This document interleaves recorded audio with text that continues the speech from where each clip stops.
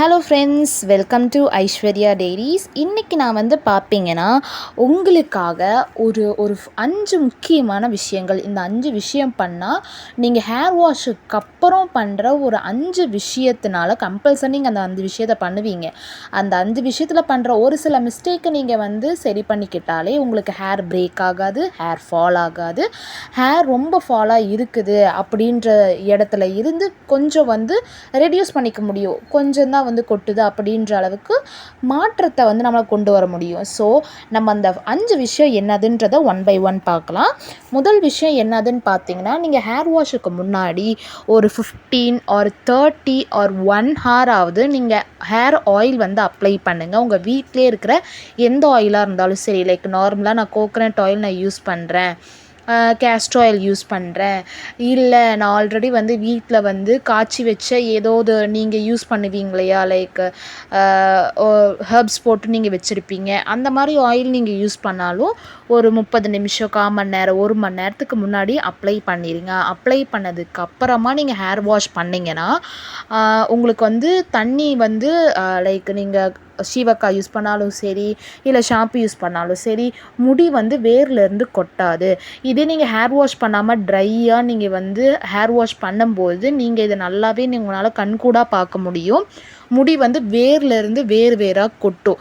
இதை வந்து ஸ்டாப் பண்ணுறதுக்கு ஸ்டார்டிங்லேயே நீங்கள் வந்து என்ன பண்ணணும், ஆயில் யூஸ் பண்ணிவிட்டு அதுக்கப்புறம் ஹேர் வாஷ் பண்ணுங்கள். இதுதான் ஃபஸ்ட்டு முக்கியமான விஷயம்.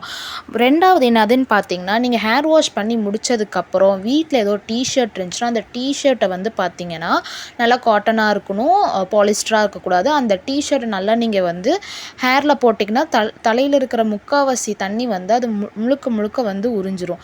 ஸோ அதனாலேயே உங்களுக்கு பாதி வந்து ட்ரை ஆகிற ப்ராசஸ் அதுலேயே முடிஞ்சிடும். அதுக்கப்புறம் நான் இப்போ யூஸ் பண்ணுறேன் இல்லையா டவல், அந்த மாதிரி டவல் நீங்கள் ஒன்று வாங்கி வச்சுக்கோங்க. இந்த டவல் வந்து பெஸ்ட்டு நான் சொல்லுவேன். ஏன்னு சொன்னால் நீங்கள் வேர்க்கால்லேருந்து கீழே வரைக்கும் from the top to bottom நீங்கள் வந்து உங்களோட ஹேரை வந்து நீங்கள் ட்ரை பண்ணும்பொழுது சாஃப்டாக வந்து ஜென்டிலாக வந்து ட்ரை பண்ணுங்கள். அடித்து வந்து முடியை ட்ரை பண்ணுறது அந்த மாதிரிலாம் எதுவும் பண்ணாதீங்க. சாஃப்டாக ஹேண்டில் பண்ணுங்கள். எந்தளவுக்கு நீங்கள் சாஃப்டாக ஹேண்டில் பண்ணுறீங்களோ 30 இயர்ஸ்க்கு அப்புறம் உங்களுக்கு ஹேர் க்ரோத் வந்து பார்த்திங்கன்னா கான்ஸ்டண்ட்டாக மெயின்டைன் ஆகும், கன்சிஸ்டன்சியாக இருக்கும்.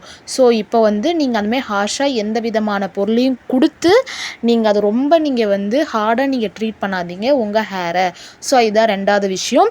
மூணாவது விஷயம் என்னதுன்னு பார்த்தீங்கன்னா, நீங்கள் ஹேர் ட்ரையர் யூஸ் பண்ணுறதுக்கு பதிலாக table fan or ceiling fan, நான் இப்போ வந்து சீலிங் ஃபேன் தான் யூஸ் பண்ணுறேன். பிகாஸ் நான் ஆல்ரெடி நல்லா ட்ரை பண்ணனால அது முக்கால்வாசி ட்ரை ஆயிடுச்சு. கீழெல்லாம் வந்து ட்ராப்பாக தண்ணி வராத அளவுக்கு நான் வந்து ட்ரை பண்ணிட்டேன்.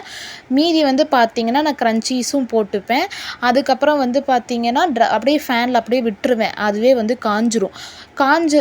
அதாவது இப்போ நீங்கள் எங்கேயோ வெளியில் போகிறீங்க அந்த மாதிரி ஒரு சுச்சுவேஷன் வந்துச்சுன்னா ட்ரையர் வந்து கூலர் மோடில் வச்சு நீங்கள் வந்து ட்ரை பண்ணுங்கள். இல்லைன்னா டேபிள் ஃபேன் வந்து யூஸ் பண்ணுங்கள். ஃபங்க்ஷனுக்கு நம்ம இப்போ போகிறோம் அப்படின்னா ஒரு 1 ஹவர் முன்னாடியாவது நீங்கள் ஹேர் நல்லா ட்ரை பண்ணிவிட்டு அதுக்கப்புறம் கோம் பண்ணி நீட்டாக வச்சுக்கோங்க. அவசரமாக ட்ரையர் வந்து ஹீட்டில் வச்சு பண்ணும்போது டேமேஜஸ் வந்து ஹேருக்கு தான் வந்து ரூட்ஸ்லேருந்து வரும். அப்போ வேறாக முடி கொட்டுறதுக்கான வாய்ப்புகள் அதிகம்.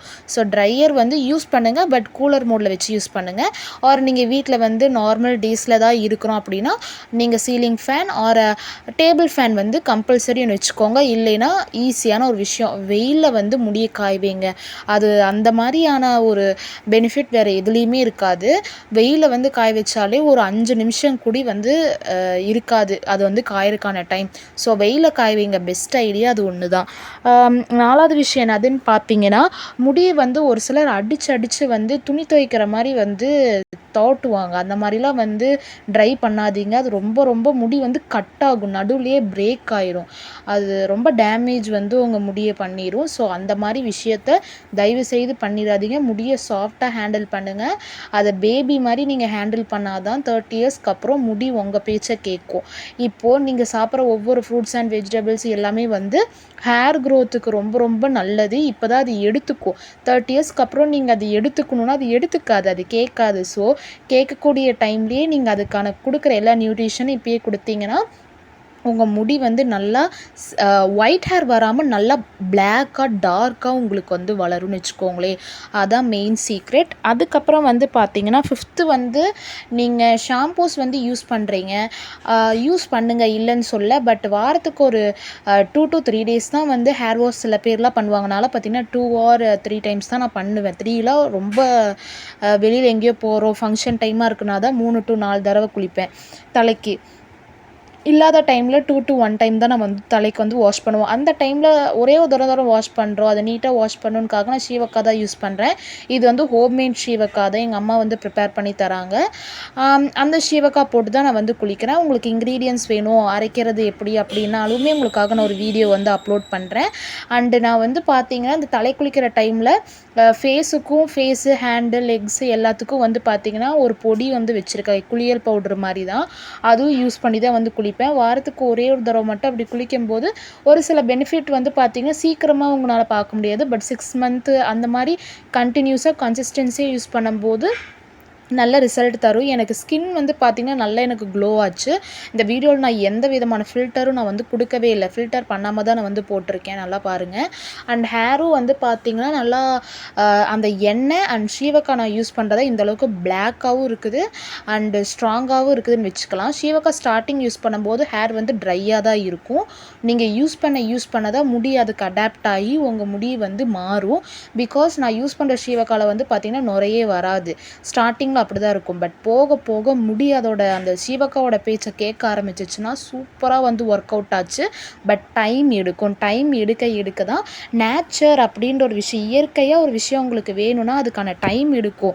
ஆனால் அந்த டைமுக்கு ஏற்ற ஒர்த்தும் வந்து அது வந்து தரும்.